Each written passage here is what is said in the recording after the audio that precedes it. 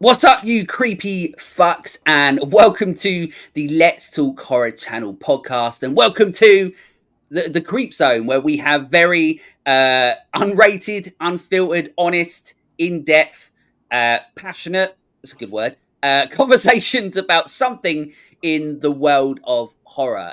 This episode is no exception, because we are talking about one of the most iconic movies in the history of horror.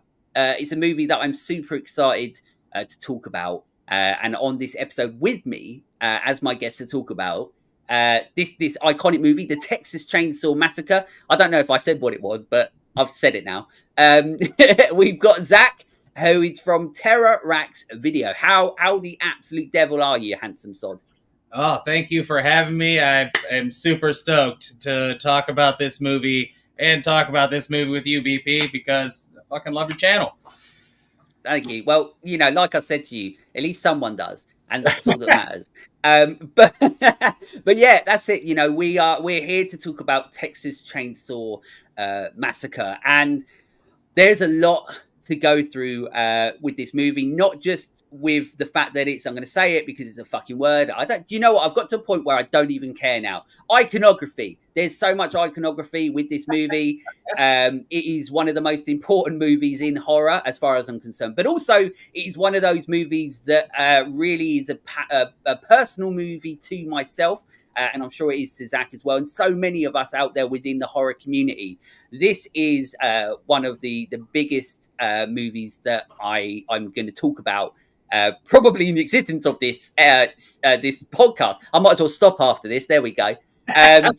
But I'm so excited about talking about it, because what happens is when I plan these episodes, so I don't choose the episodes that we're going to do in a way. What I do is I want the guests that are coming on, I want them to talk about something that they really want to, something that they know that they want to have a conversation about. It's something that they love or hate. Luckily, it hasn't been much about things being hating yet, but luckily it's been about that. And when you sent over your list, Zack, and Texas Chainsaw Massacre was on there, I felt like, right, finally, you know, this might be time to do it. 3.5 years later of starting the podcast, I thought now we might be here to do this episode. So here we are. So it's an important one. I'm really excited about talking about it. So the Texas Chainsaw Massacre, it was released in 1974. Directed by Tobe Hooper, who for ages, because it's spelt differently, I called Tobe Hooper, which is a little bit weird, but obviously you'll know him from other films such as like Poltergeist, which is another absolute iconic movie. Did he direct it? Did he not direct it? I don't know. Do you think he did, Zack? I don't know. That's another question I can ask. I honestly never really thought about it. Well, basically, oh, okay. Well, you might not know, but basically, I won't go into that. That's for another episode. But basically, there's the rumors that have always gone around is the fact that it was actually directed by Spielberg, with Tobe Hooper's name on it and so on. Huh. I think the Poltergeist has a mixture of both of them. But I suppose it's one of those things we're never going to know unless one of them says. But that's like one of those interesting sort of stories from the history of horror. But we're not going to go into that because we're not fucking talking about Poltergeist. I thought like Spielberg wanted him to do it like after he did Funhouse. But I never heard that he might have not have actually done it. Yeah, basically, I think it was Spielberg was contractually obliged to make something else at the time that may possibly have been E.T. or something like that. I think it might have been E.T., but he wanted to do Poltergeist, and then we're going to roll a fucking Poltergeist rabbit hole here. And then he ended up getting Tobe Hooper to direct the movie, but Spielberg was there constantly all the time, so nobody really know who did what. But, you know, I'm sure it's out there who really did it. Whoever was on set, they probably fucking knew. Anyway, it's directed by Tobe Hooper. It's starring... Now, annoyingly, I didn't write down who they are, so I'm sort of pretty much guessing it. So you've got starring Marilyn Burns, who I believe is Sally Hardesty. Gunnar Hansen, which is a fucking rad name. That is Leatherface. the first Leatherface, Edwin Neal. I'm guessing that is probably the hitchhiker. Jim Siddow, one of them. I'm always going to get it wrong. Is the old guy, not the old guy that's like the vampire guy. The old guy that loves a barbecue. Drayton. And then that's it. And Paul Partain, don't give a fuck. Who's the guy in the wheelchair that, once again, I've already forgotten his name, and Franklin. I don't understand. Franklin. There we go. This is why I shouldn't do these episodes, because I literally don't have a fucking clue as soon as I start doing them. It's written in front of me, but can I read? No. And obviously there's loads more in this movie. Google synopsis wise, always got to do it, but Sally, Franklin, and see, I told you it's written down. I could have read it. Sally, Franklin, and their 3 friends run out of gas while driving to their grandfather's house. One by one, they are tormented and killed by a chainsaw-wielding killer and his psychopathic family. Exciting. So normally, IMDb wise, sorry, 7.4 and 89% on Rotten Tomatoes. So still, after all these years, it's rated super highly, incredibly highly, which is always nice with a movie like this from bloody 1,000 years ago. Yeah, I'd say it's you know, when you think of like modern horror, it's definitely one of like what maybe love like the 4 movies I think that really like put us in the direction where we went now, like with the Town That Dreaded Sundown, Halloween, and Black Christmas. I feel like it was like, you know, the Mount Rushmore of like the 70s horror that put us where we're, you know, the right direction. The 70s fucked up horror that turned into the 80s of anything goes and cocaine. So one thing that I always ask my guests is, when did you first, or if you can remember, when did you first see the Texas Chainsaw Massacre?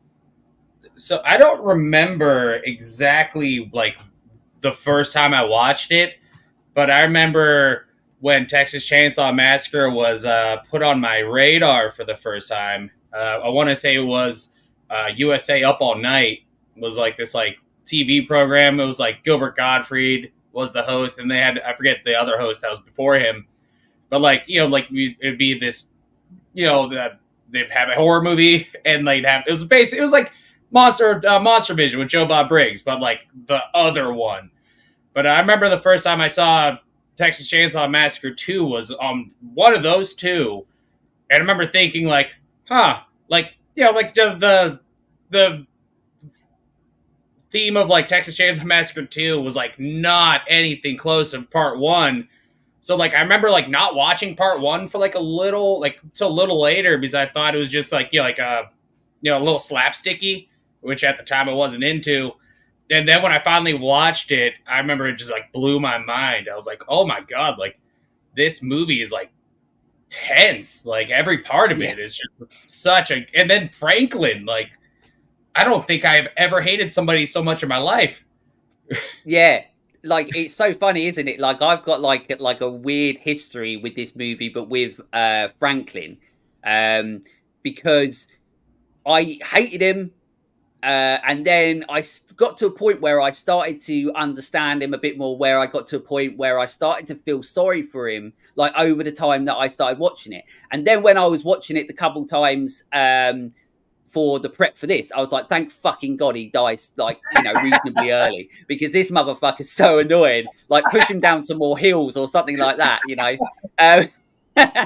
You know, but yeah, I mean, so this once again, this is going to be like one of those episodes. It's great to talk about because of we get to talk about the iconography of this movie and how important it is to horror, but also I get to talk about it on a personal level because and how it's interesting my journey with this, because this is another one that I watched really young, and when I first was watching the Texas Chainsaw Massacre, I wasn't a big fan of it. And I think the reason that I wasn't a big fan of it is because it didn't click in my brain that what I was watching wasn't real.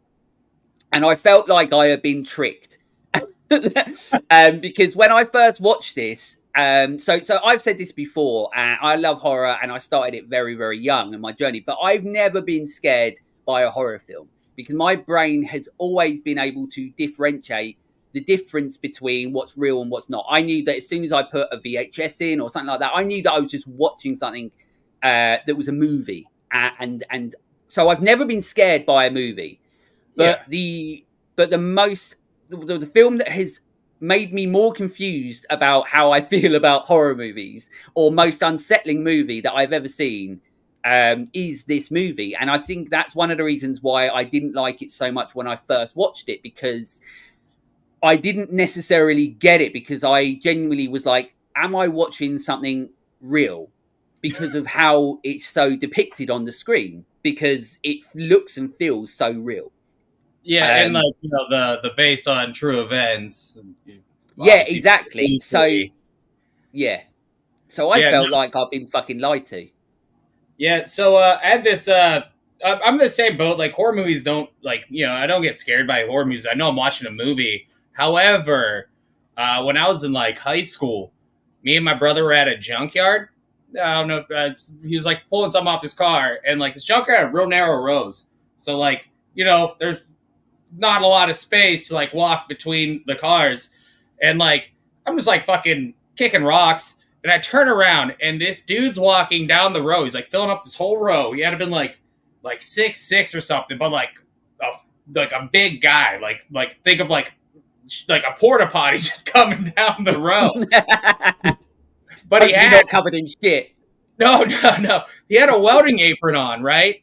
And, like, he had, like, one of those, like, old people faces that, like, he's worked his whole life. It just looked like it was chiseled out of granite or something. But he had, like, a shitty wig on and really bad makeup on his face, which it turns out, like, that was just who, like, the guy just liked wearing makeup and, like, a wig. But he worked at a junkyard, right? But, like, as a high school, or I think I was a high school kid, like, I turned around and, like, like, everything I saw was like, holy fuck, that is Leatherface. Right? Yeah. And, like, it was, like, the only time I think I was genuinely scared in real life. Like, I'm, like, slapping my brother, like, oh, we gotta go. Like, it scared the shit out of me. And then he's like, oh, he works here. I'm like, fucking Leatherface works here? Like, oh, like, this is what happened, like, you know, like, after the Texas Chainsaw Massacre movies, his career didn't go very well, and there he is scaring high school kids. Yeah, he just moved to Ohio and started working on a scrapyard. Like, you know, it makes sense.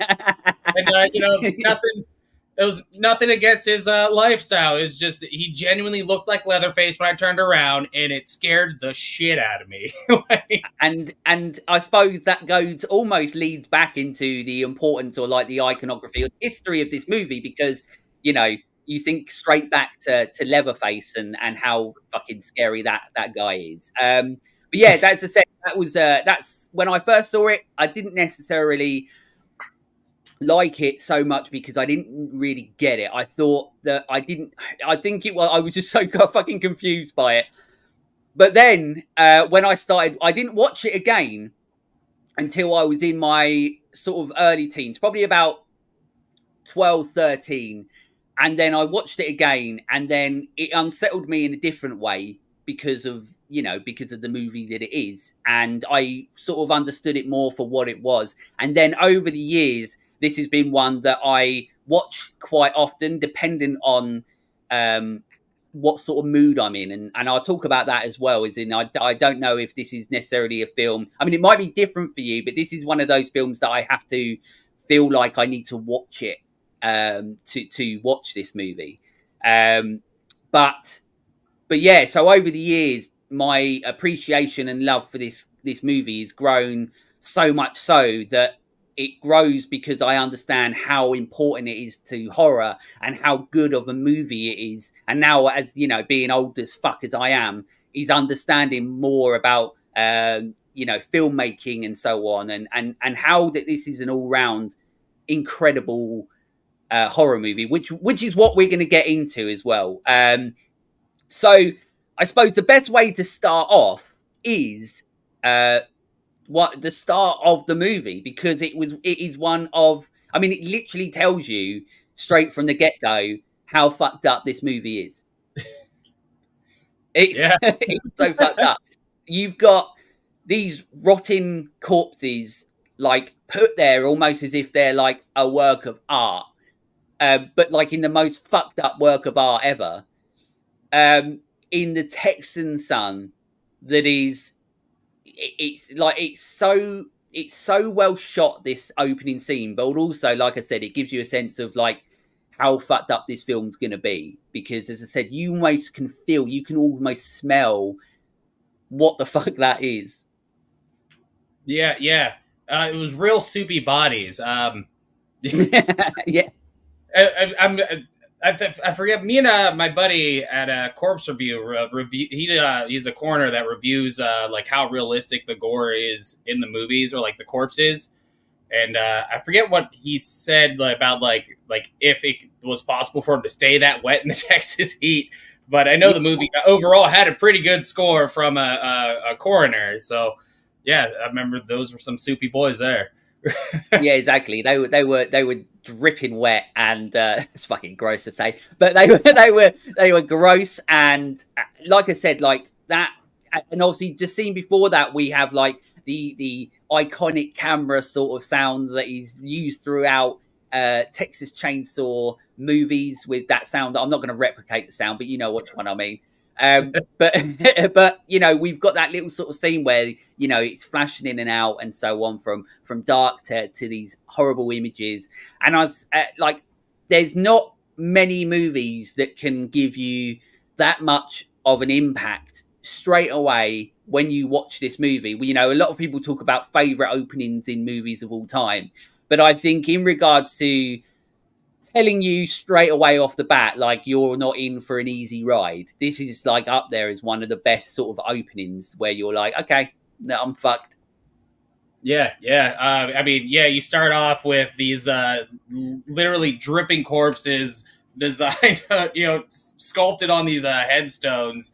And you're like, oh, man, that is horrible. Then it just like cuts to just blistering Texas heat. You're like, oh, that has to smell so bad. Yeah, and you feel so sorry for everybody on set.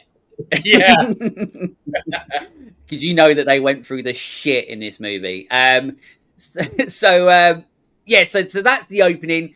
Obviously, we're introduced to these people that we're on the journey with. They're on their journey, and we're on the journey with them.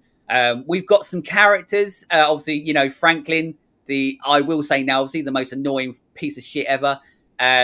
Is that bad to call him a piece of shit? I mean, well, he's playing somebody in a wheelchair, so it's all right. He did start the movie fucking rolling down a hill and pissing on himself. Like, I'd be in a bad mood too.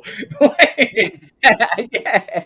But yeah, you've got like Franklin, you've got the other guy, you got the guy like, he's like, I mean, it's so 70s, it's ridiculous, which is, you know, in a good way.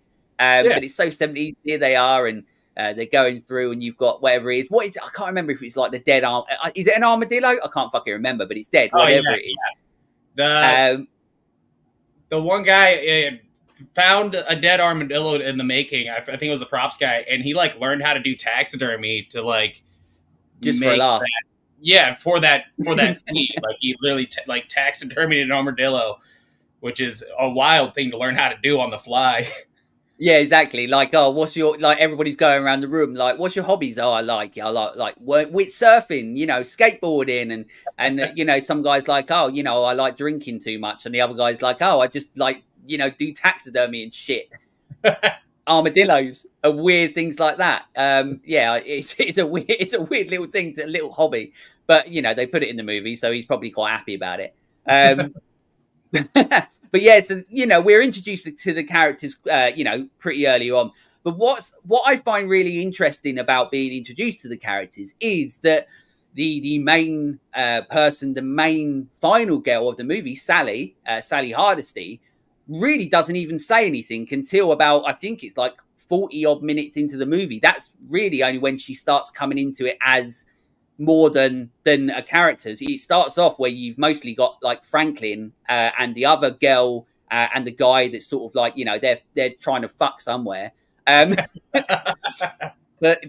Sally doesn't really come into that early, and I think I think, do you know what?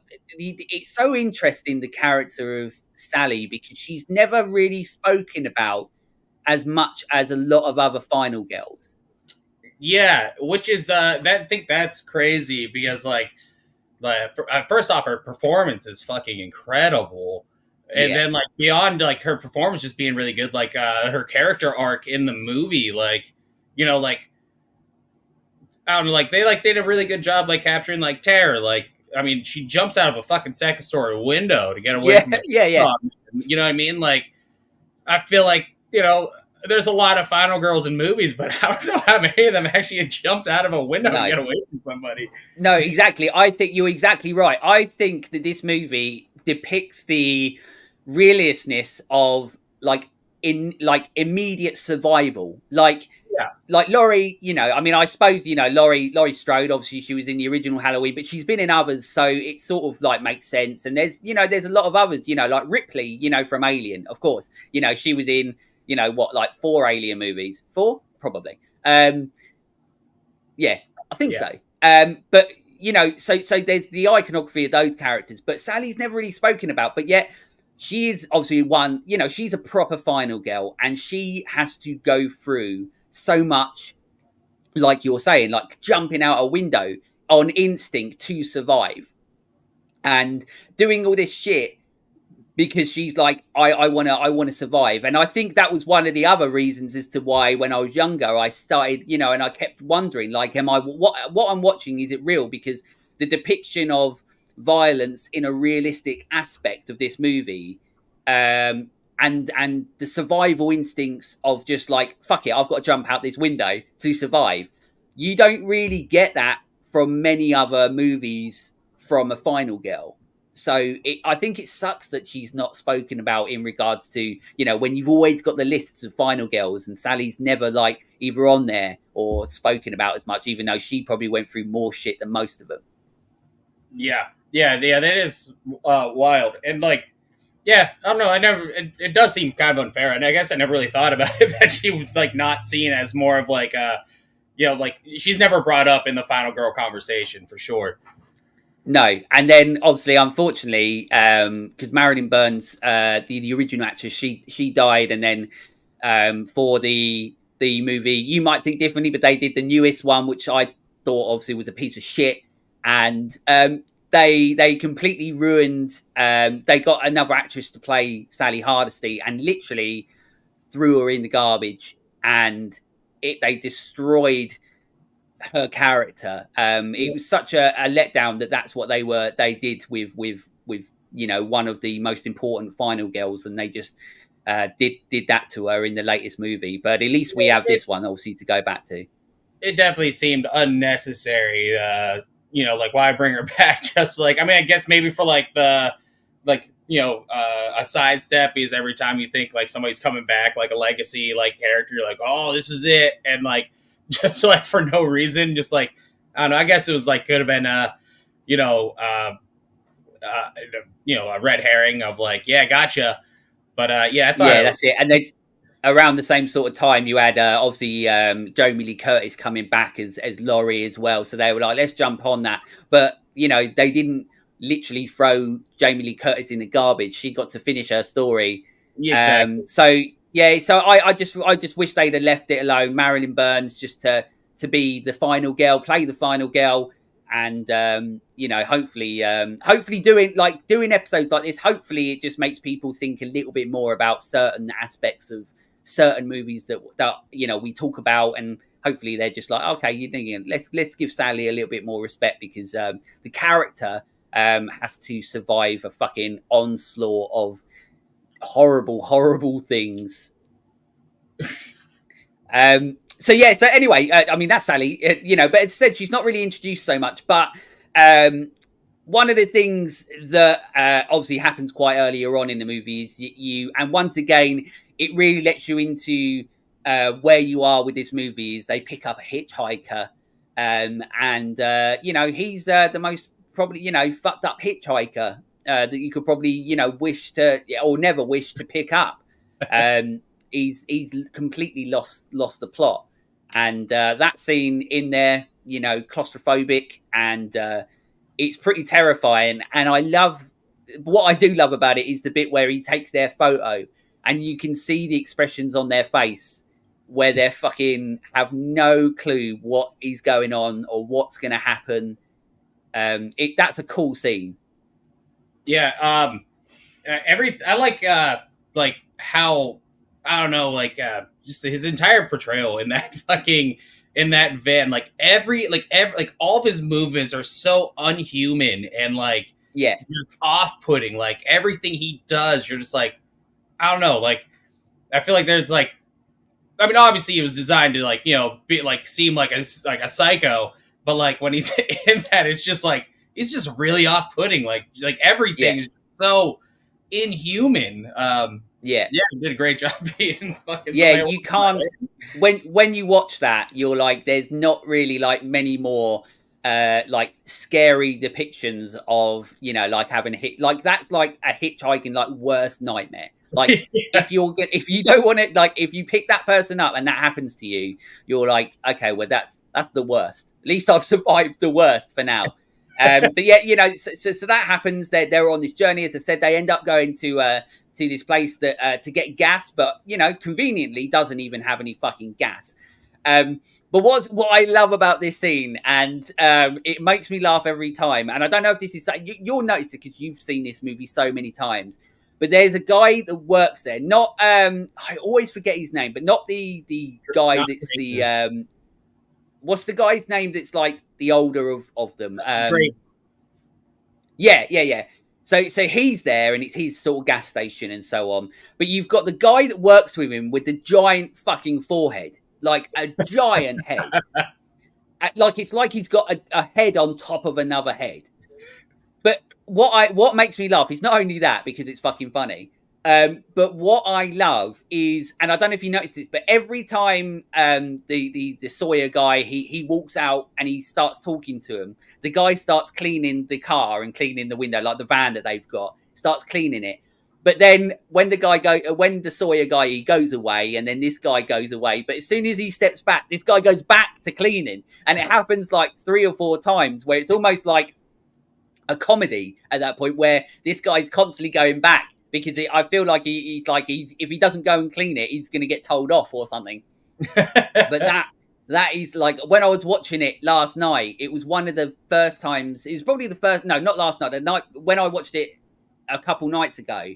It was the first time I'd never ever noticed it. I noticed his giant head before, but I didn't notice that he kept on coming back onto the screen to clean every time. Like Sawyer guy, whatever his name is, I've fucking forgotten it again. He keeps coming back onto the screen. This guy keeps coming back to clean the van windows and that. So that makes me laugh every fucking time. Yeah, I don't think I've noticed that. So I'm next time you watch it, next time you watch it, it's just that scene where, as I said, he almost like, you know, he puts all the bucket down and everything like that. And then as soon as the guy goes back to start talking to him, saying like, oh no, like, you don't want to go to this old house. Like, you don't want to take the girls there.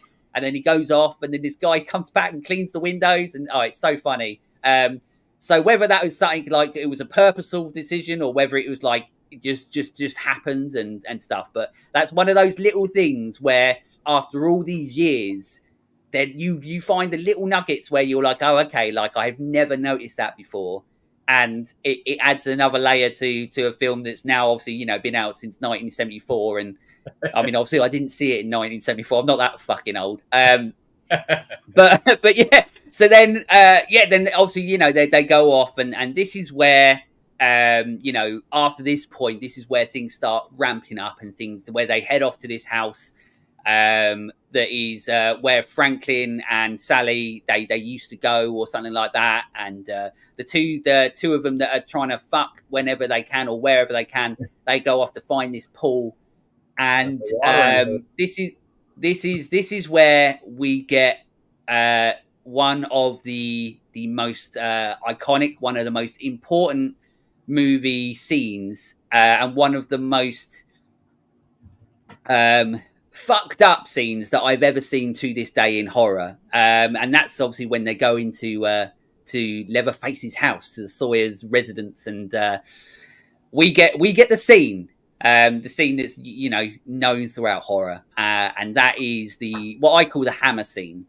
Now, when I first saw this is one of the scenes that made me genuinely believe that what I was watching was real. And that is one of the things I think that startled me so much as a kid and confused me, because this scene is terrifying. And this scene to me is the definition of horror, as far as I'm concerned.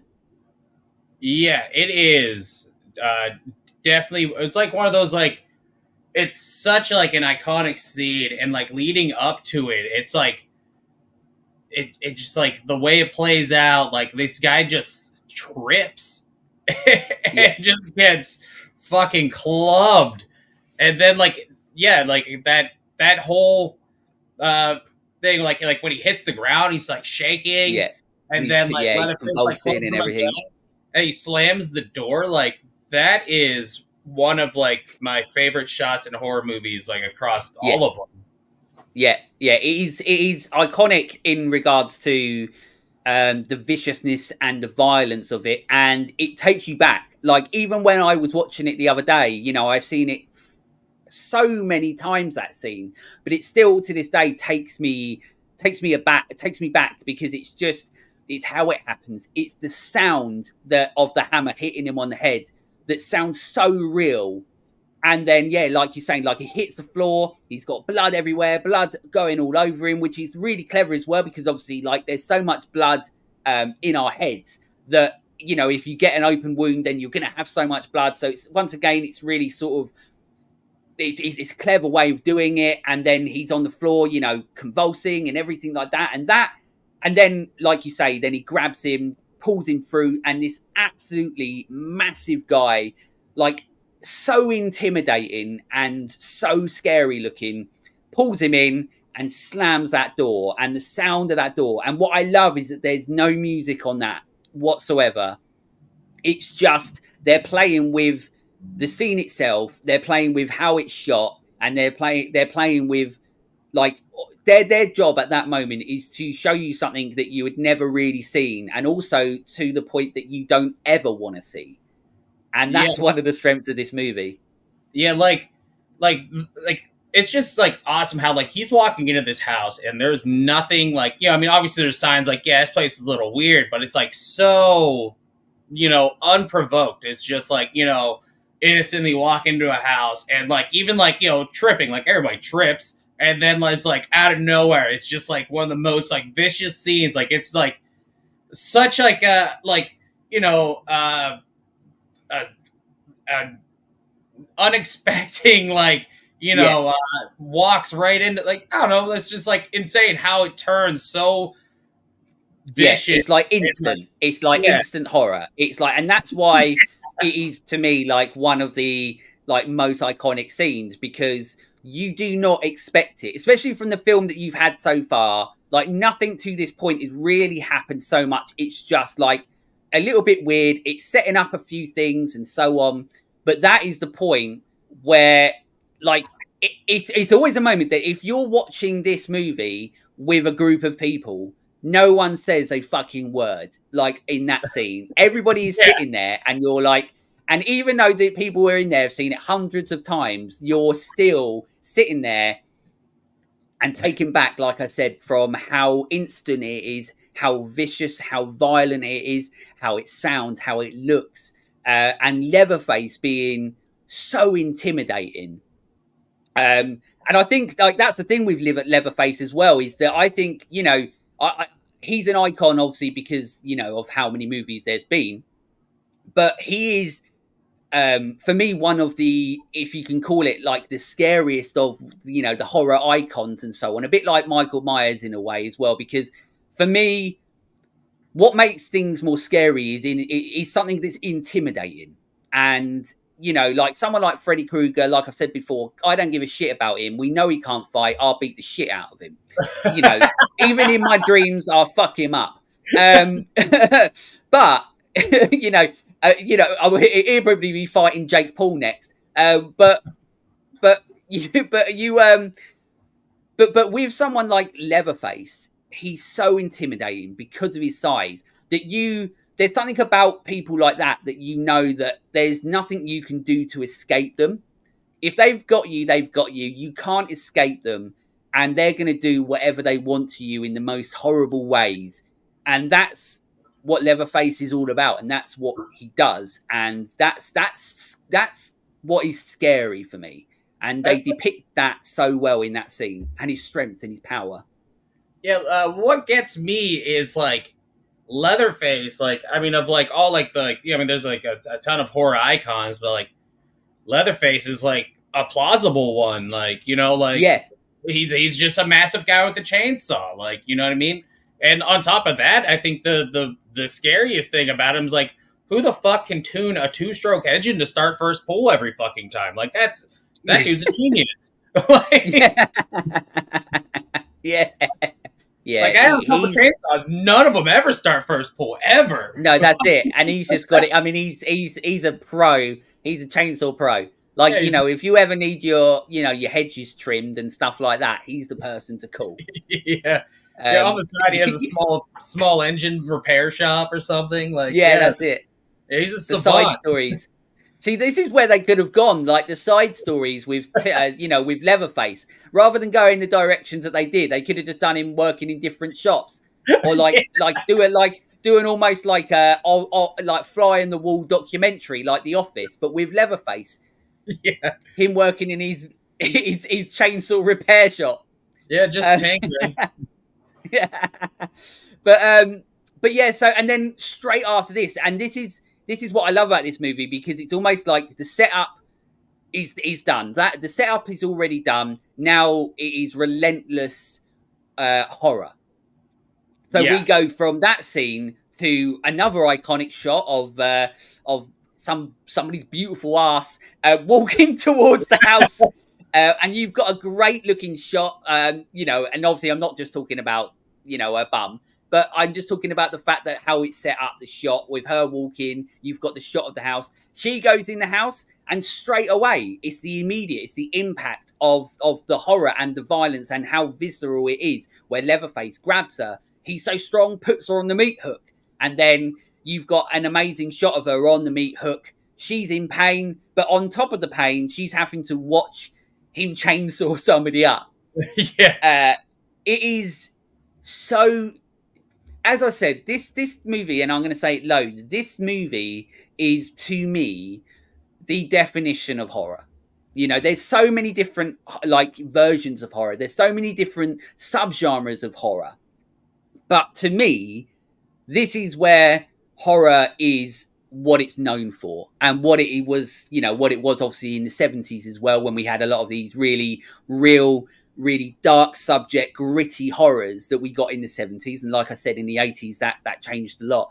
But this movie here, with what you're watching on the screen, is, for me, the biggest depiction of what I believe horror is. Because, like you said as well, not only Leatherface, he could be real, but what is happening could happen. And that is terrifying. And the way that we're watching it happen and unfold on screen in the most violent, sadistic, real ways, that's terrifying. And that's why this movie is so terrifying.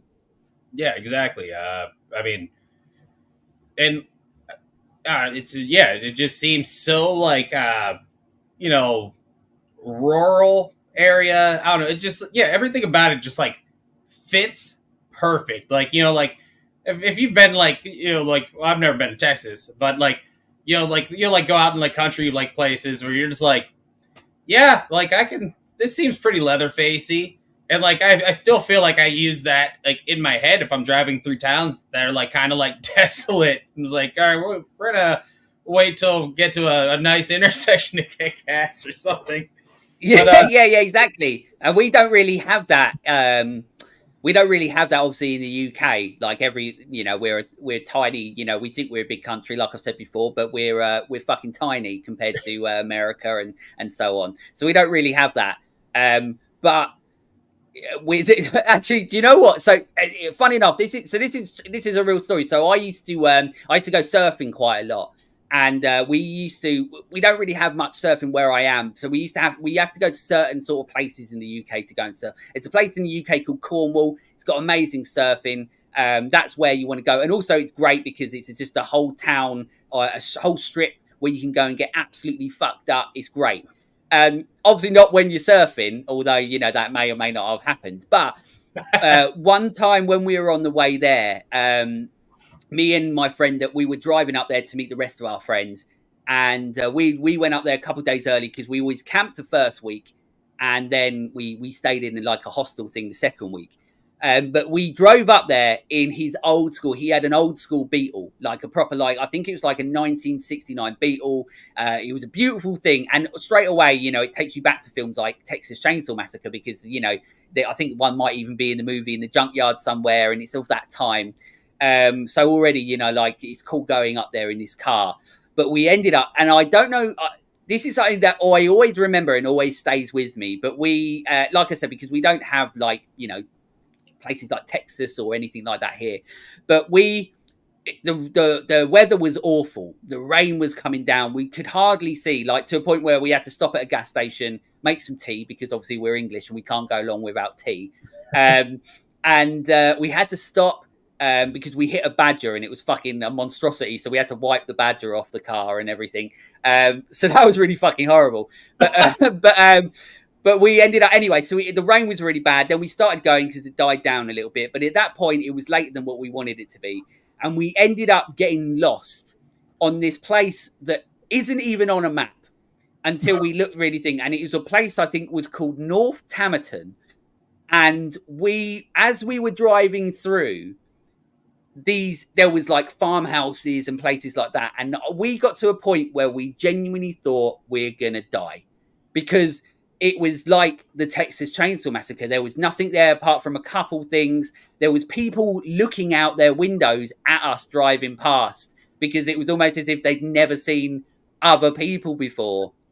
And luckily we managed to find like a side road and take us to where we needed to. But that was fucking terrifying, because we genuinely thought we're going to get leather-faced. Yeah, like, so, like, it's funny, like, when you think about it, because, like, I'm realistic. I mean, like, of, like, all the tropes, like, you know, like, don't pick up hitchhikers, and, like, you know, everybody has, like, this, like, weird, like, you know, certain small towns, like, just don't stop there. And, like, it's, like, pretty much all stemming from this movie. Like, yeah, exactly. Once again, like, it becomes about the iconography of this movie. I need to start doing like a little counter at the bottom of these like videos of how many times I say iconography. But I don't give a fuck. It's the most important word to horror. So, you know, who gives a shit? So then, as I said, this film just is relentless throughout. You know, from that point on, it just continues to go on. Franklin, at some point, he dies. He gets proper chainsawed. That's one of the best bits, because that fucker's finally gone. And it's proper obviously violent when that happens as well. He should have just stayed at the van. That was his own fucking fault. He wanted to go. Yeah. I mean, Sally's a really good sister, but she was like, yeah, sure, I'll push you in your wheelchair, like, down a dirt path. Like, that seems fucking awful. And, like, yeah. Franklin's, like, not, like, a small guy in that wheelchair. Like, it's like, yeah, and then, you know, just pushed him into his I would have just put his brakes on. I would have just sneaked his brakes on, being like, sorry, your wheels are fucked. There's no way we're going. Yeah, sorry, man. Sorry, man. But yeah, so, you know, Franklin dies, and then from that point onward, really, it all becomes Sally's survival story.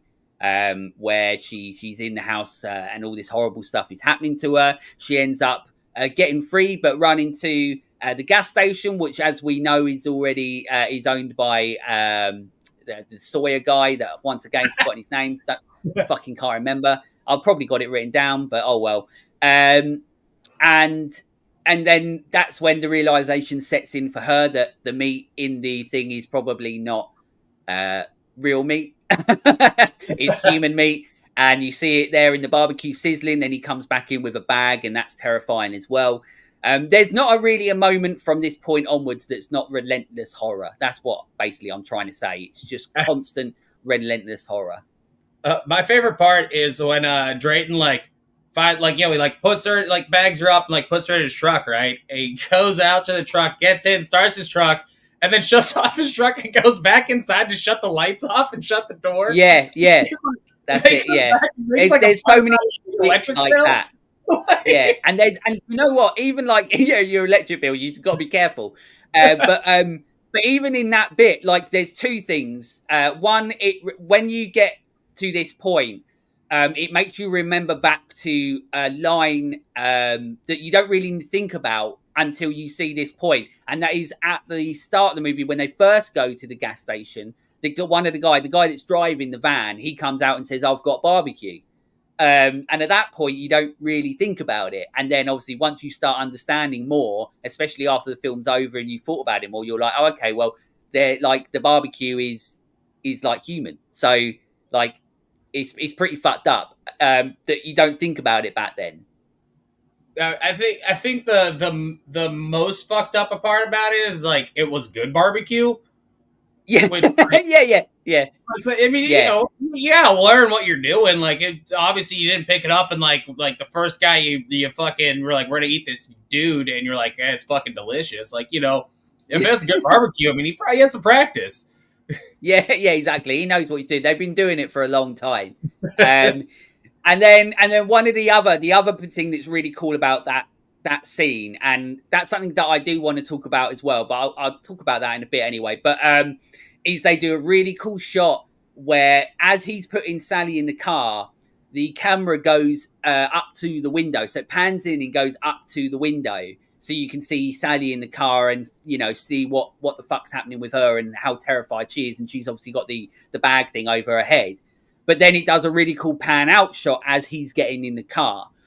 And as I said, I'm going to talk about this because this is quite a big aspect for me about the movie that I think probably gets overlooked because of how incredible of a horror movie this movie is. But it's Tobe Hooper and his ability of technical filmmaking or understanding technical filmmaking with no budget or a very low budget, which I said I'll go into it a little bit more later, like properly. But that is just one of those very cool scenes where you're like, as you get older, and if you know filmmaking or want to be a filmmaker, that's one of those scenes where like, okay, well this dude knows what he's doing to heighten the terror, heighten the horror, and create something still that's like very, like a visual journey as well. So that's even just from one scene, you've got how terrifying it is. You've got something funny where he doesn't want to waste electricity. You've got something fucked up because you know that they've eaten humans and barbecue humans and all that sort of stuff. And you get really cool filmmaking in just like one scene. Once again, highlighting how amazing this is. Yeah. Sorry. No, that's right. So, and then from that point onwards, obviously, this is when we get a really fucking weird scene. And it's like the dinner table scene. So you get Grandpa, whatever he fucking is. I don't know what he is, a vampire. I don't fucking know. But he's there at the table. You've got the rest of Sawyer's. Leatherface. I mean, Leatherface, to be fair, looks pretty handsome, in his suit. And he's got his Pretty Woman mask on and everything like that.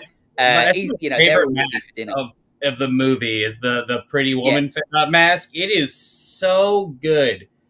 And like, I remember like the first time I saw that, I thought it was like the first time I watched it, I thought that was supposed to be like Franklin's face, but I'm assuming it's not supposed to be Franklin's face.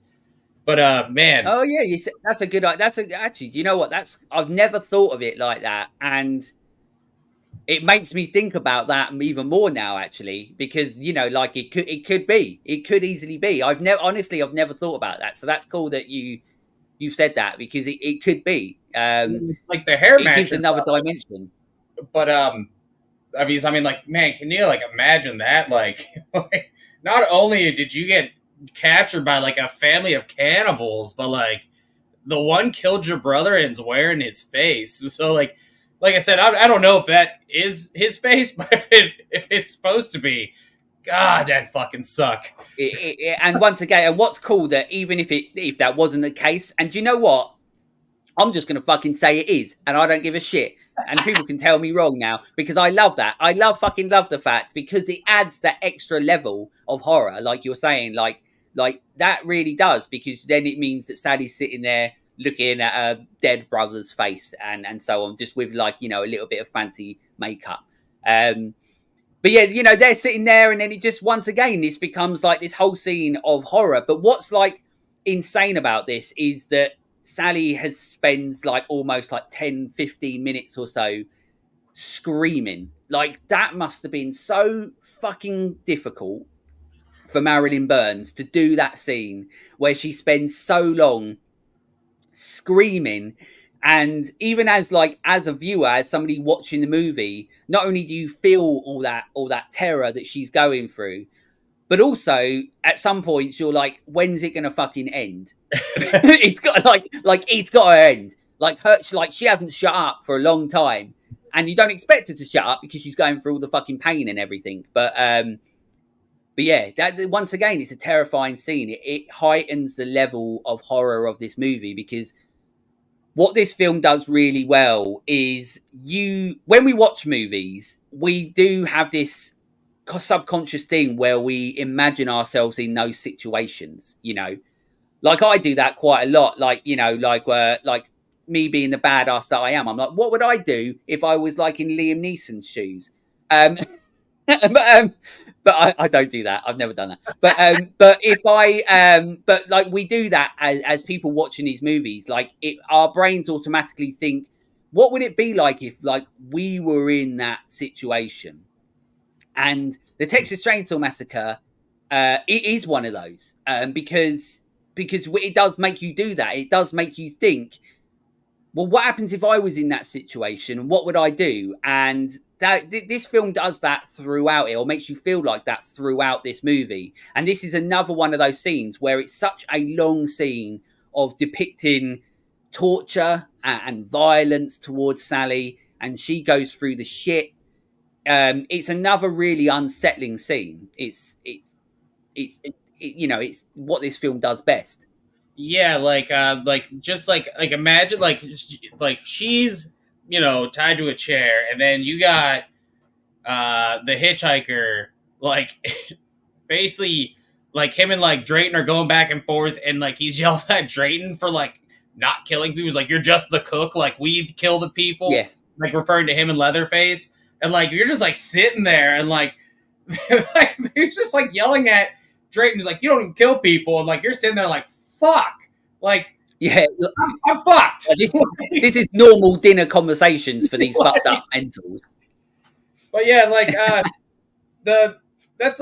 yeah. And then like on top of that, like you've seen like Leatherface, like, I mean, she's introduced Leatherface when he gets Franklin with the killing mask on, and then like later, and then she's like, you know, like he's a savage then, and then he has the grandma mask on when like they're doing like getting the dinner together, and like you're like watching, and then when it's like dinner time, he has the pretty woman face on. You're like watching this dude, like he's like changing his face to like match like what he has to do, like, you know, oh, let me put on my good face, but it's like literally a face, and like you're watching this play out, like this guy is just wearing other people's faces and changing his face per like, it's, you know, like you're changing your shoes, like, oh, let me put on my work boots. Yeah. Like, what face do I want to put on today?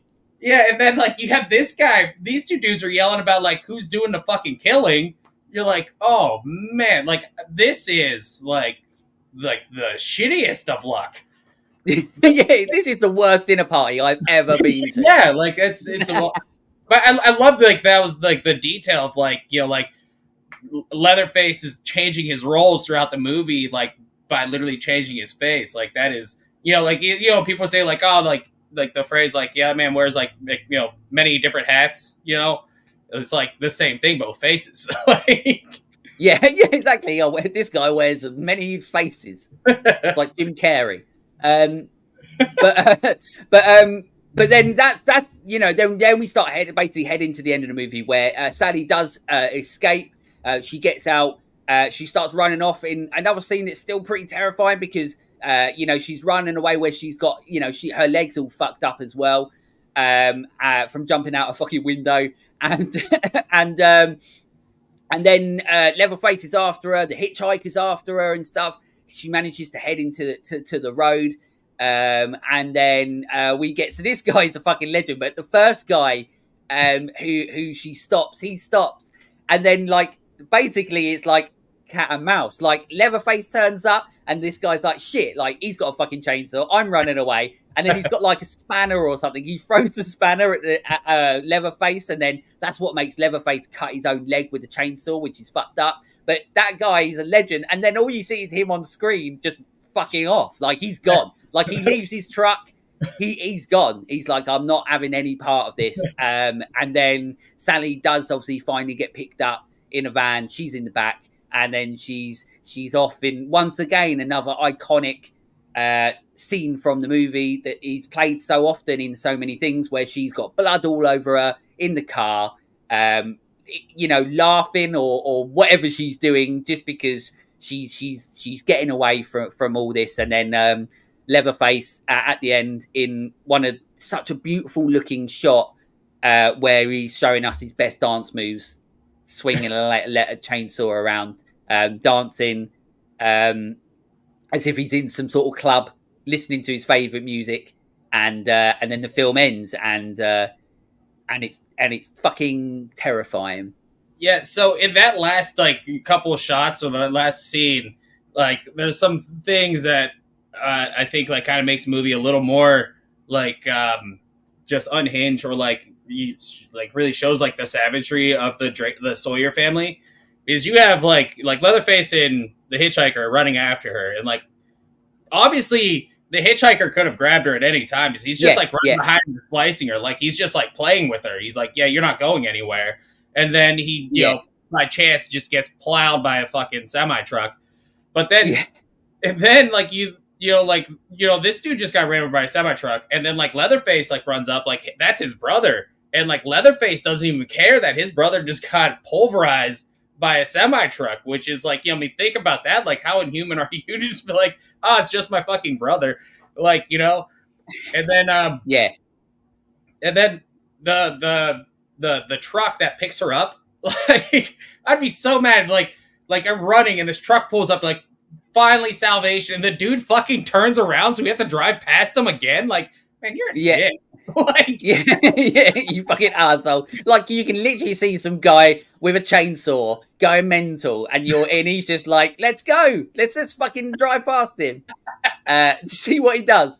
But yeah, she gets away. There you go, and she becomes the final girl that, like we've already said, doesn't get spoken about enough. That's the movie. That's Texas Chainsaw Massacre. One of the things, obviously, I always like to do is give you some production info and some facts. So here's some. The movie itself now this could be wrong, I don't know, but it had a budget of around 80,000 to 140,000. Over time, different things have come out saying it may have had more of that. I don't know. But obviously the box office, remember this is 1974, it made over 30 million, just over 30 million, which is obviously insane for a incredibly low budget independent movie in the 70s. You know, this is one of the movies, like we said, that started a lot, which obviously we'll talk about. But yeah, insane. 30 million off such a small budget for, from the 70s. Donna Hansen, which, like I said, is an awesome name, originally turned down the role of Leatherface due to the sheer brutality of the plot. He was then persuaded by Marilyn Burns, who was friends with him at the time. So that's lucky. Luckily, she was friends with him because, he is he's so incredible in this movie at portraying Leatherface and being so intimidating and scary, like I said.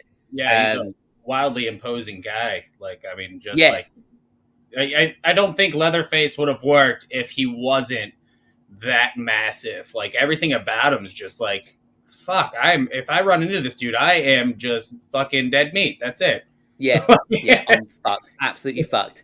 The small budget and concerns over high-cost equipment rentals meant the crew filmed 7 days a week, up to 16 hours a day, which is fucking mad, especially in the Texan heat. Like, that must have been torturous to go through. Yeah, I mean, I can't think. That's a fucking long time. 16-hour days, 7-day a week. You know, I mean, I suppose, you know, it's movie making, but what for everything that they all went through must have not been a nice thing for them. Yeah, I remember I was reading something. I forget who it was. I think it was like one of the cameramen on the movie was saying how like it was the worst experience of his life, and he fought in Vietnam. He's like, yeah, like I like saw action in Vietnam, and this is still the worst experience of my life. Like, like that's how it was. Like, yeah, it's messed up. It's messed up.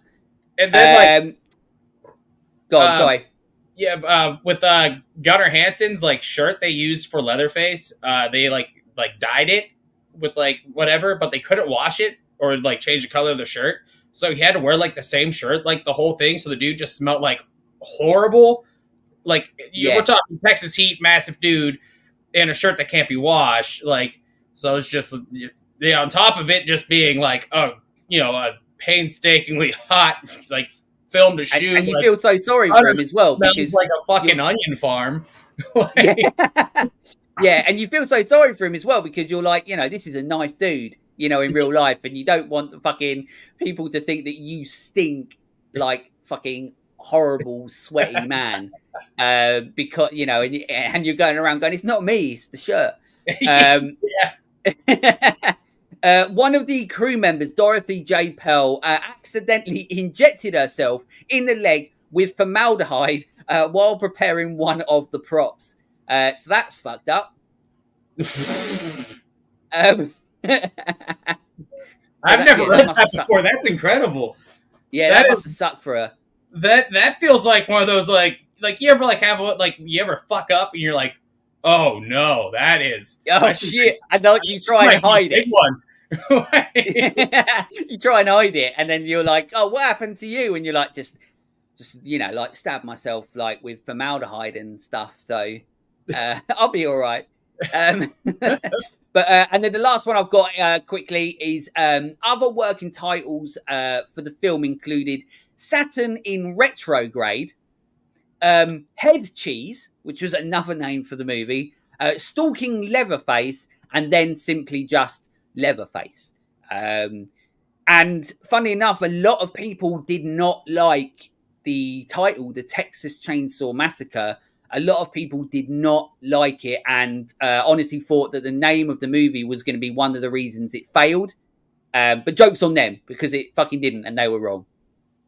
Yeah, I mean, it's hard to think of it with a different name because like I feel like one like them like it's like the name's just so exact, like on the nose, like yeah, this is it. And like Texas, you know, like Texas is known for being pretty you know, Texas-y, and then chainsaws, you know, fucking chainsaws, like a fucking motor sword basically. And then it's like every word on that, you're just like, man, this just keeps getting worse down the line. Yeah, and I think Texas is bad. My brother was born in Texas. Yeah, and I think it's also like it adds to the idea of that it's almost documentary-esque, or like it adds to the realism of it. You know, like calling it the Texas Chainsaw Massacre feels like it's something that's like a true crime thing. That it adds once again the realism to it that makes you sort of feel like you're watching something that could be real. Like when you watch this film, it does feel like you're watching like a well-made snuff movie. You know? Yeah, we're making snuff movies, but we got this guy who goes to like went to film school, so it's gonna be like a real nice snuff film. Yeah. This motherfucker can make movies, but we're gonna fuck everybody up doing it. So overall thoughts on the movie. This is where we can genuinely talk about our overall thoughts on the movie, how we feel about it. I always let my guests go first. So Zach, you give it a bloody good go. Oh, all right. So this is like bar none my favorite movie. I love everything about this movie. Like the setting, like it looks miserable, it feels miserable. Like everybody's having a miserable time like they had a miserable time filming it, and like it's just I just love every part of it. I love how the driver of the van looked just like Disco Stew from fucking The Simpsons. Yeah. He does. Funny enough, as well, I was trying to think of something witty to come up with, like to call him, because he doesn't really do much in the film apart from looks like someone from Saturday Night Fever. But that's a good way of saying how he looks. Like I love like it's like they like show Leatherface like having his own conflicts, which I think was like a wild take, and I love it that they did it that way. Like where like after he kills I think it was after he kills Disco Stew, where he like runs to the window and like he's like still looking to see like what the fuck's going on. Like why are these people just coming in my house? Like where the fuck is coming from? Yeah. And, like, you know, probably not the best at, like, you know, greeting people because, like, he could just say hi or something. He's just like, well, I got this hammer. But, but like, you know, you can imagine him, like, getting to the door and just, like, looking at the hammer, being like, well, you know, I might as well use it. I haven't quite learned to shake hands yet. But, like, you know, you see what he's doing, and, like, you know, like, it's like, you know, you're not sure if it's just like home and like invasion, because I mean these people are just walking into somebody's house, like, and like, you know, it could just be like, you know, home defense, like, oh my god. Well, I mean, you know, it's not, because he eventually starts, you know, they eat the people, but like the concept, like these people just walked into his house, like that's 3 people just walked right into your house, just like, hey, is there something going on here? But like when he's like looking around the house, like he's like looking out the windows, like, fuck is going on? Like, why do I have to keep killing people today? And like he sits and like looks uneasy, like it's like almost seems like he's having his own like you know, like I wouldn't, like internal conflict. Yeah, exactly. And like, you know, like it's like interesting, like, you know, like they like they threw something in there like that simple to like make him seem like at least a little bit human, I guess. Yeah, you're like, you know, like, like you feel a little bit for him, but then he's back to murdering everyone, and then you don't feel so bad. You know, he's part of this fucked up human barbecue loving family. Yeah, like this movie, I've said it a lot, like, this is an important one, and not just for a lot of people like you and me and people on their journeys through horror. This is a film that comes up, but this is an important one because, like I said, this is a part of the Mount Rushmore of iconography of horror. You know, like if there is one, you know, you've got a list, and this, to be honest, is probably in the top 10 on that list of most important movies to horror, as far as I'm concerned, or most important depictions of true horror put to screen. And that's how I view this movie. Yeah. But one thing that I love about this movie, and I haven't spoken about much because I was saving it till now, is the older I get, the more, and I did say a little bit about it, the more I appreciate how well this film is made for like having no money, no budget, you know, like a very small budget. The intelligence of Tobe Hooper's directing in this movie, I feel, is so underrated. Like there's so much violence and so much iconography of the scenes in the movie, but without Tobe Hooper doing what he did, then we wouldn't have that iconography. And like I mentioned earlier, there was that really cool shot that makes me understand him as a filmmaker and that he knows what he's doing as a filmmaker. But the fact that he knows, well, I mean, we've got no money, so we're going to have to figure out how we shoot this. And pretty much most of the movie is in the Texan sun and this sweltering heat. But yet you still get ridiculously beautiful shots. Like one of my favorite shots in cinema is the scene at the end of the movie where he's swinging a chainsaw around and you've got the sun there and it's almost like his silhouette, so to speak, of him. Like that is a beautiful shot in the most terrifying circumstances. And that to me, like, is such an incredible moment in horror because you get technical filmmaking of where somebody's like, I'm going to make this look fucking cool. But at the same time, you know that you're watching something that's terrifying. And he does this in this movie. Toby Hooper does this throughout the entire movie, where he understands filmmaking. Like I said, when you've got the shot of one of the characters walking up to the house, and the shot is, you know, lower down, so yeah, you do see a bum, but like the shot is lower down heading towards the house, and that scene and those shots are iconic because of the way that he chose to shoot them, when he could have just put the camera there and said, do this.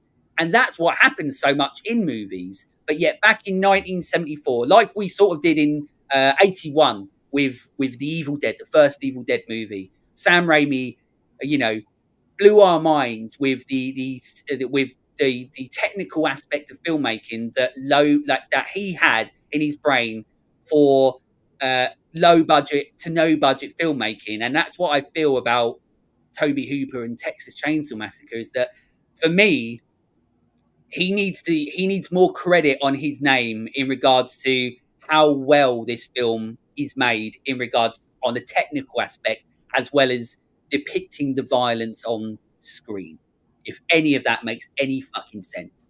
Yeah, absolutely. Yeah, I mean, obviously, the Texas Chainsaw Massacre isn't as big of a deal as it is. You know,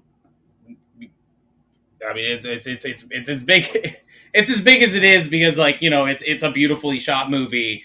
Yeah, you know, the story's good, but the cinematography is equally as good.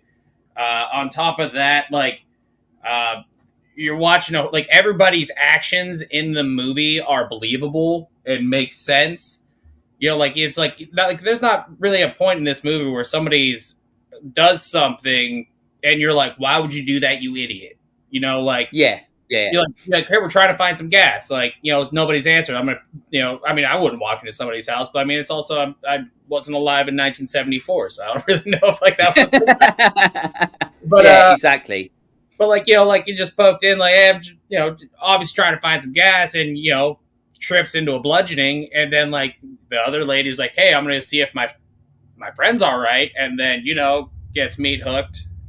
But, you know, I mean, like, everything seems like none of it doesn't feel plausible, yeah, like it all seems very like realistic. You know, it makes sense, and like because that's like one of my biggest things. Like when like people do things in horror movies, I'm just like, why the fuck would you do that? You know what I mean? Like, well, like, you know, not like why would you shoot it this way? I mean, like a character's action in the movie. Like, if it doesn't make sense, it really bothers me. Yeah, absolutely. Yeah, no, I completely agree with you. Like, sometimes, you know, the actions that they make are, you know, like, well, we know, I mean, they become, you know, law of horror, don't they? You know, like, don't do this and don't do that, you know, and Scream did that in 96, where they're like, you can't fucking do this or you're dead. You can't do this and you're dead, you know? Yeah. And we've had this so much throughout horror. And you're right, the Texas Chainsaw Massacre is one of the examples where it's just like, it's so real. You know, this person goes into the room, well, he's fucking dead. She goes into the house, well, she's fucking dead. And there's nothing they can do about it. You've got a massive, intimidating guy that's going to chainsaw you up, that's going to hammer you, not in a sexual way, and you're fucked. You really are. So yeah, I think Toby Hooper deserves, I feel like, more credit as a director than I think he does for the movie that he made. I think the iconography with this movie is what we see on screen because of how it's done. And I don't mean in a technical aspect. I mean, like, how vicious and how violent it is, like the hammer scene and like the hook scene and, you know, anything with the chainsaw. What we're seeing on screen is some of the most violent, you know, biggest depictions of violence and realistic violence that's still to this day for me ever been in a horror movie. But as I said, we wouldn't have any of that if it wasn't for Toby Hooper. And we wouldn't have any of that if it wasn't because he had a cast that were willing to put themselves through fucking torture and absolute shit to make a movie that we're now in 2024 still talking about as one of the biggest and most important movies in horror history. Yeah, I mean, it's a perfect. It's like, honestly, it's like one of those movies I'd just say it's perfect. Like, I wouldn't change anything about it under any circumstances. Well, the only thing I would probably change is the music because it's fucking annoying. Because you have like there's loads of there's not loads of music in it, but when it's in it, it's annoying. But also, I know why it's annoying, and it's another part of the movie because I feel like it's purposely annoying because it once again it adds to the unsettling nature of this movie. Like the music in this movie is actually quite unsettling, as well as annoying, but unsettling because Toby Hooper is trying to make the most unsettling movie ever. And to me, as I said, I feel that ever since I was a kid and still to this day, this is the one for me that is the most unsettling horror movie that I've ever seen. Simple as that. Absolutely. With that, though, I do want to ask you your favourite scene in the movie. Now, I asked this to everyone, so this could be an easy one. We could have the same thing, because I know what mine is, and it's pretty easy. But I don't know if you have a different one, so you give it a go. What's your favourite scene in the movie? All right, so it's kind of hard to narrow it down in this movie, because there's so many shots. Like, I mean, obviously, Pam walking up to the house is like one of those iconic. I mean, not just because it's her butt, but just because like it's like the whole shot. You're just like, man, like you are about to walk into hell. And then, yeah, obviously, I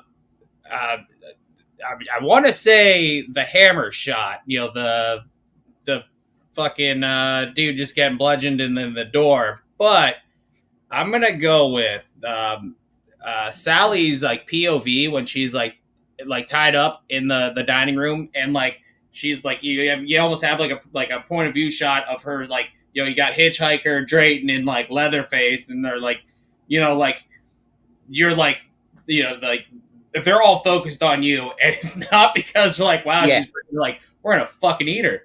Like, yeah, they're hungry, and she doesn't know what the fuck is going on. And she's terrified. Like, because like the pretty woman mask Leatherface is so unsettling. Like, and like, I mean, especially like, I mean, if that is supposed to be Franklin's face, which I've never looked into it. I probably should have, but I guess it is. And I don't give a fuck who says it isn't now.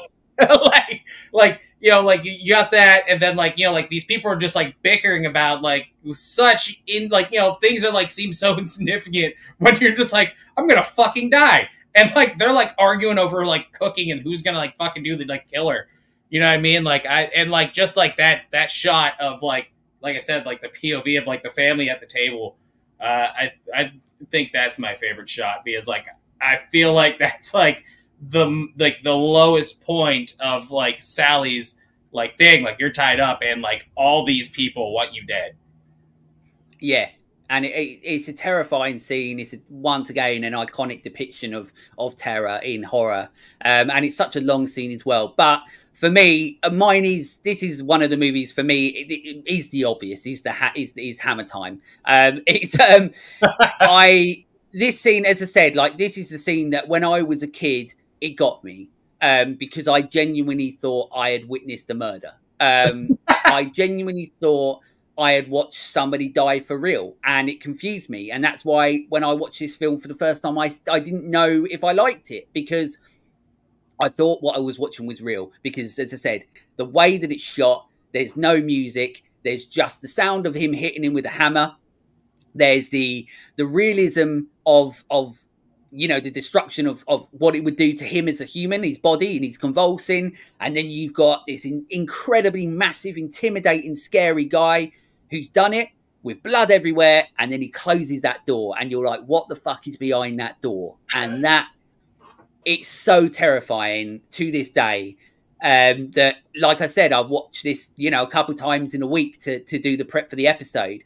And every time I don't think, like, I don't even think when that is happening. Like, even my brain stops. I don't say anything, but even my brain stops thinking, because and then when it's done with, I'm like, I just sit there and I'm like, that's fucked up. Like, that's one, you know. And I think that is why I think that's why this movie is so good, because it is a pure time capsule of when we were in a time when horror movies were horror movies, because they wanted to show you realism at the highest level, where it would make you think what it would be like if you were in that situation and how fucked up it would be.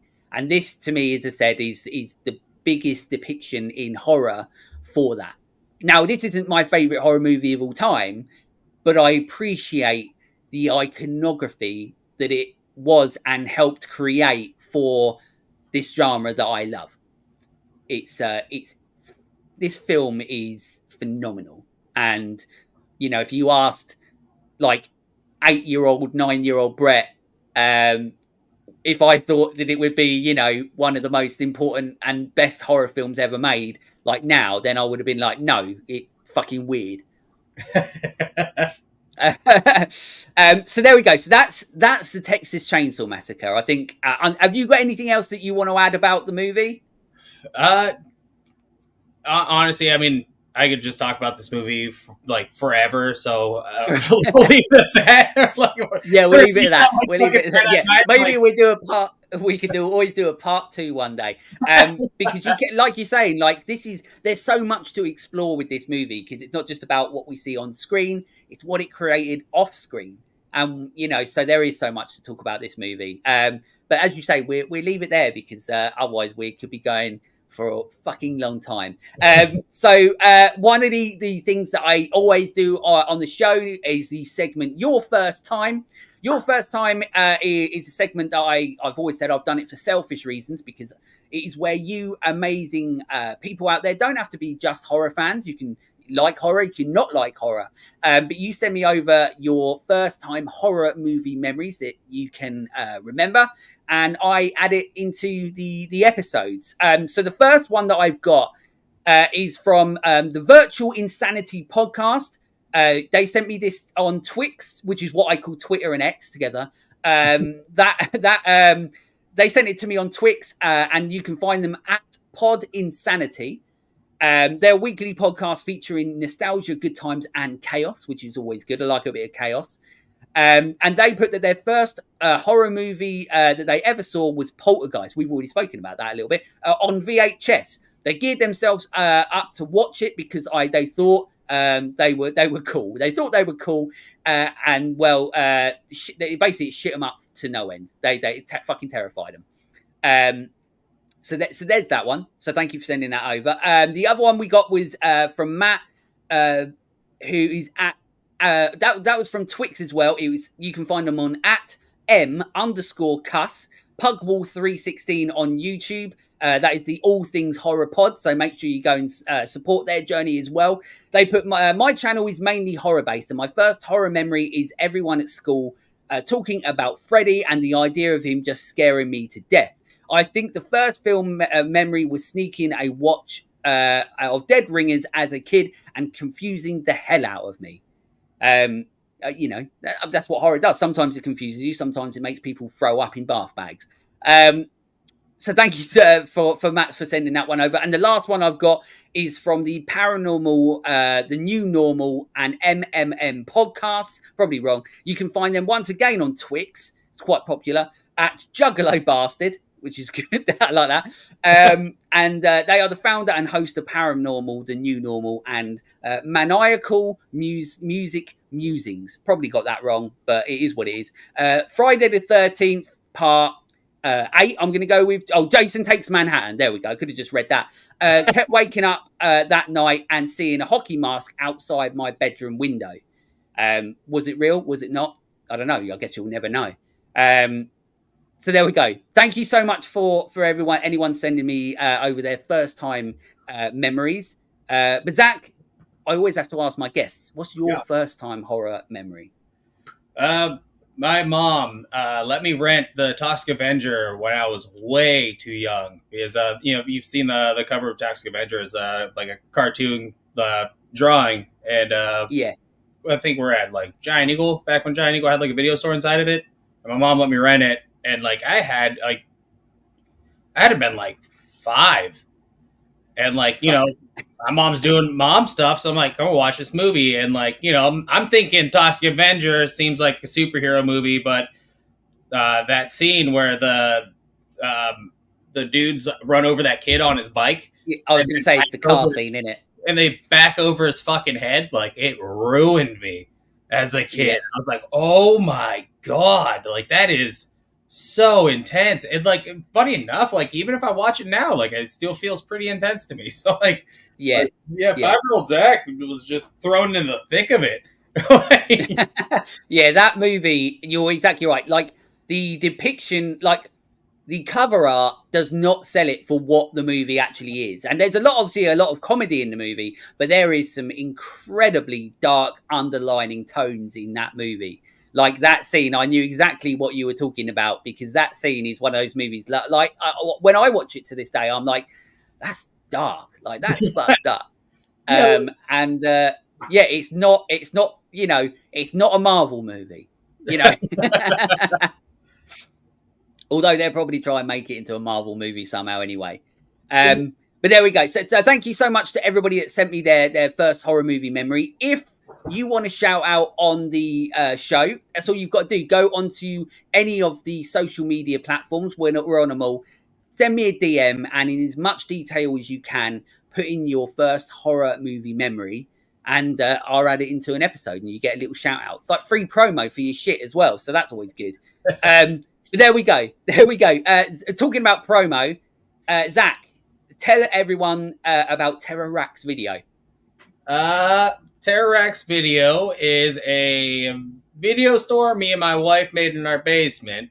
And what we do is pick out tapes, and we discuss, like, you know, mostly like the cover art of why, like, you know, when you go to the video store when you're younger, like, before we had the internet, you would pick a movie based on just a picture and a paragraph on the back. And half the time you didn't read the paragraph. You're like, yeah, that picture is good enough.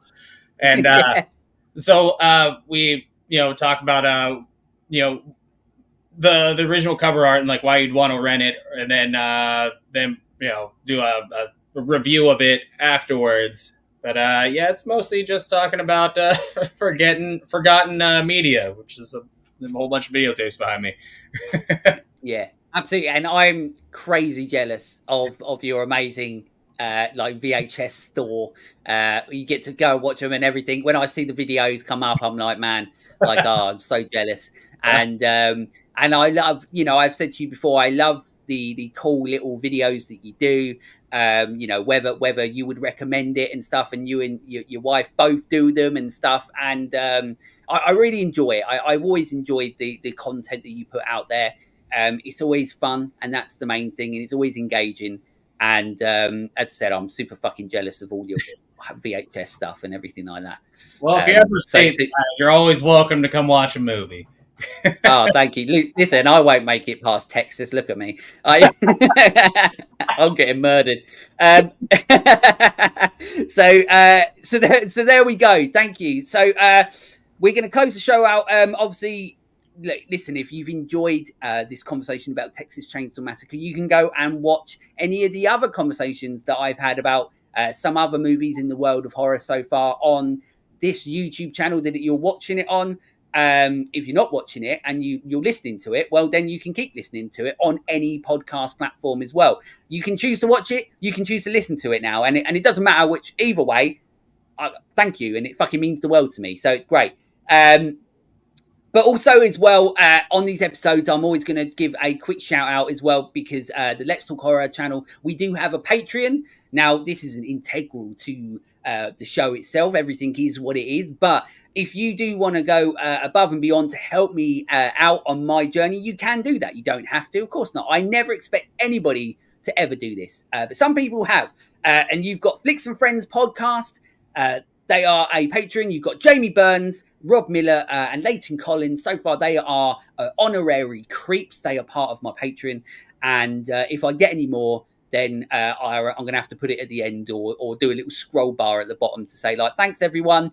But it means the world to me that you enjoy the journey that I'm on enough to support me, to help me put anything to go towards making the show even bigger, even better, evolving, reaching new audiences. And it means the world to me that you will allow me to keep going on it. you're all the biggest part of this, and it means the world to me. And the best part of it is knowing that I get to sit here with someone like Zack, talking about one of the most important, one of the most iconic movies in the history of horror, and it truly is. And this film in the UK, it is available on Shudder. I'm not sure about in the US, but it's been out since 1974, so you can fucking get it anywhere. Just go somewhere and get it. But so if you've never seen it, I mean, I'm sure you have, and if you never have, well, this is us saying that you need to. If you have seen it, then maybe go and give it another watch. I think it's available on Peacock currently, US side, and maybe Tubi, but definitely Peacock, because I was watching while I was cooking this morning. There we go. Exactly. Well, hopefully not barbecue. Well, we can be barbecue. It just can't be human barbecue. So, there we go. So anyway, so thank you so much, Zack, for being on the Let's Talk Horror Channel podcast, talking about Texas Chainsaw Massacre. Thank you for being with me on this conversation in the Creepzone again. And thank you so much. Thank you for having me. I have a super good time. It's like I said, I like your content. I listen to your content on my own choice, and to be a part of it, I mean, it's special. So I really appreciate this chance. Well, there we go. Well, that means the world to me. It really does. And it truly does. So thank you, Zack, and to everybody else out there, stay creepy, fuckers.